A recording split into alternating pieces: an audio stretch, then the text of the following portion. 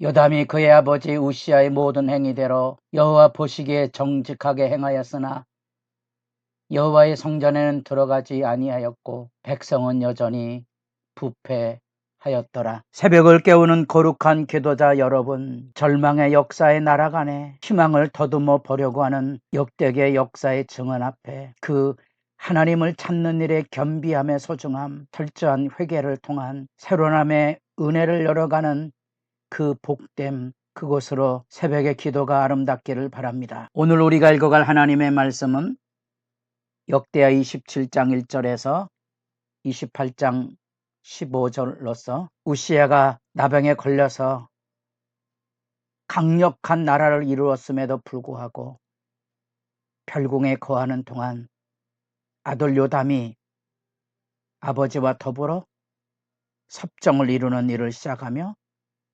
그는 남유다의 왕으로서 등극을 하고 역사의 평가는 비교적 선한 왕으로 나타나고 있습니다. 그것은 아버지의 신실하심이 어떻게 무너졌는지에 대한 역사의 성찰 때문에 그렇습니다. 그런 점에서 요담 왕은 하나님 앞에 선하다는 역사의 평가를 입었고 아버지의 실수를 밟는 교사로 삼아 성전에는 들어가지 않았습니다.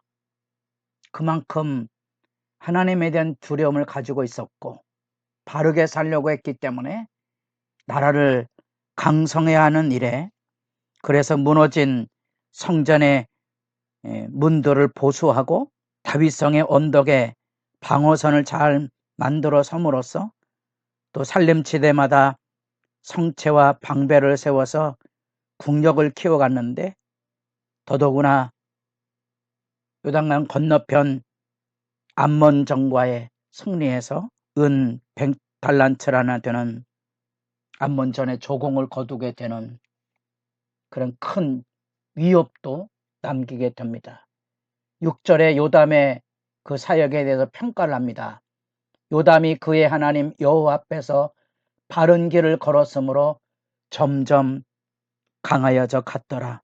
이 분명한 신앙의 교훈은 그 우시아를 통하여 만났던 그 이야기 26장 15절 끝구절에 그의 이름이 멀리 퍼지면 기이한 도우심을 얻어 강성하여짐이라. 우시아의 강성함은 하나님의 도우심이었었는데 자기 힘의 능력을 의지하고 제사권을 침해한 수치를 요담은 이어받지 않았던 거죠. 그 강성함이 있었지만 슬프고 아프게도 이제 그 아들 요담은 비교적 장수하지 못하고 16년 동안 통치하고 죽음을 맞이하게 되고 다윗성에 장사되었다는 선한 매듭을 짓게 됩니다만 그의 아들 이스라엘 역사의 비극의 먹구름이 아하스 왕을 통하여 나타납니다. 여러분들이 왕들의 계보를 보면 이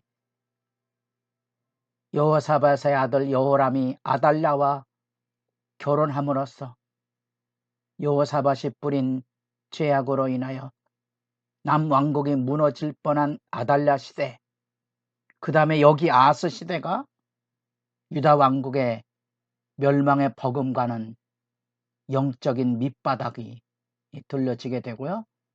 한 번 더 그것은 므낫세 때 일어납니다. 이 아하스에 대한 성경의 평가는 북이스라엘 왕들의 길을 따라 행했다는 거죠. 북이스라엘 나라는 지금 몰락하고 멸망해가는 길인데 다윗의 길을 따라 살아가야 될 남왕국의 왕이 온갖 우상 숭배와 하나님이 증오하는 몰력신까지 섬기게 되는데 자녀를 인신제사로 드리는 참상을 제일 먼저 열었던 왕이 아하스입니다. 이후에 므낫세 왕 때 이런 극도의 하나님을 모욕하는 신앙을 가지게 되고 그로 인하여서 요담 말기 때부터 북쪽의 이스라엘과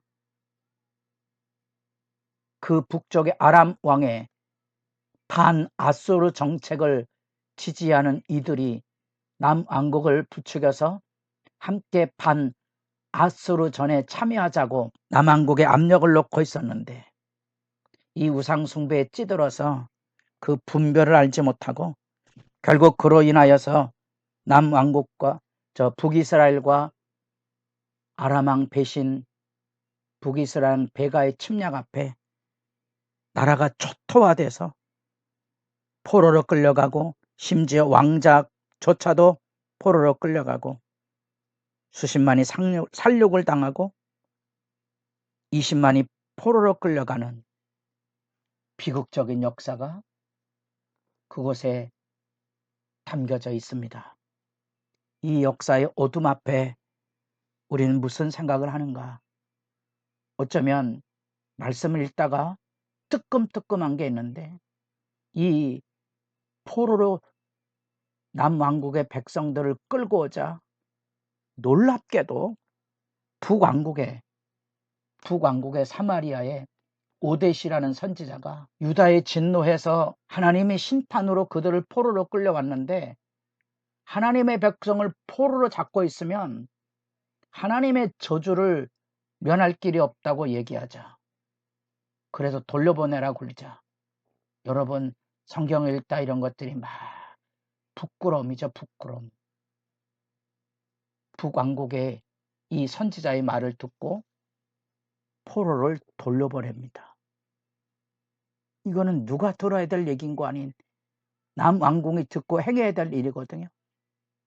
그래서 우리가 계시록에서 7교회 마지막 라우디게아 교회를 향하여 하나님이 토하여 버리리라, 역사의 비극이죠. 역사의 비극입니다. 교회의 비극입니다. 그들은 모양은 종교 형태를 가지고 있지만 믿음의 내용이 없는 겁니다. 나더러 주여 주여 하는 자, 선지자, 권능을 행하고 종교적인 위용은 있지만 그 안에 주님이 없다는 거죠. 이 하나님을 저버리는 반복적인 추태가 여기 역사에 있고요. 요담은 비교적 하나님의 힘을 힘입어 든든히 섰지만, 여기 요담에 대한 평가 중에 여호와 보시기에 정직히 행하였으나 여호와의 성전에는 들어가지 아니하였고 2절 백성은 여전히 부패하였더라. 믿음의 변화를 일으키지 못하면 세속의 교회도 무너집니다.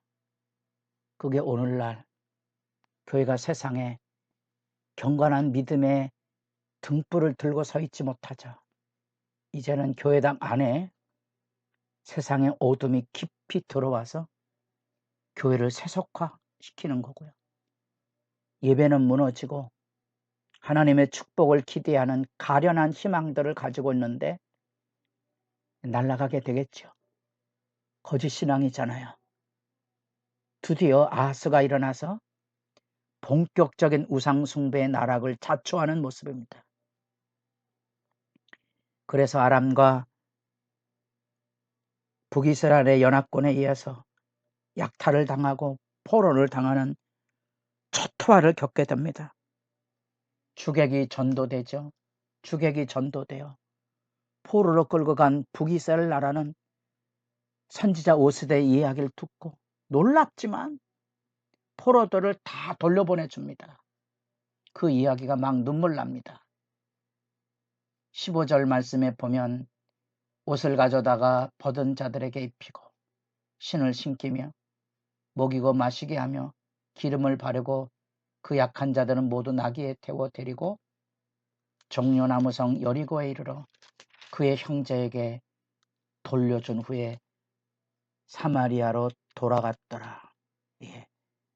북왕국은 포로로 끌려간 사람들을 선지자의 말을 듣고 돌려보낼 뿐만 아니라 다 옷 입히고 치료해서 돌려보낸 거죠. 누가 생각납니까? 선한 사마리아인 선한 사마리아인의 증언이 여기 있습니다. 이 남북이 몰락해가는 그 현실 속에, 특별히 남유다의 이 비참한 현실 속에 사마리아의 북왕국 사람들이 포로로 끌고 간 사람들을 하나님의 말씀을 듣고 그들을 돌려보낼 때 그냥 돌려보내는 게 아니고 그들을 보살펴서 돌려보냈다는 이 역사의 이야기는 우상숭배로 초토화된 아스 세대의 비참함에 눈물나게 믿음의 허위, 거짓을 꼬집는 이스라엘, 북이스라엘 백성의 역사적인 믿음의 아름다움입니다. 어쩌면 교회보다 세상 사람이 더 따뜻하다고 느껴지는 절망의 순간이 있습니까? 예수 믿는 사람들이 더해 이런 말을 곳곳에서 현장에 들을 때 참담함을 아십니까? 다시 겸허히 자신과 교회를 붙들고 울부짖는 시간의 기도가 깊어지기를 바랍니다.